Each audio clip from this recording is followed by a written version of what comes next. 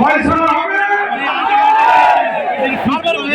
দীর্ঘ 16 বছরের আন্দোলনে পরিসমাপ্তি ঘটে রাজপথে দেশের তারেক রহমানের নেতৃত্বে।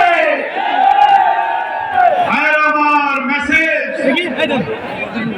গণতন্ত্র দিবস আন্তর্জাতিক, জিয়াউর রহমান এক দলের পরিবর্তে বহুদলীয় গণতন্ত্র দিয়েছিলেন।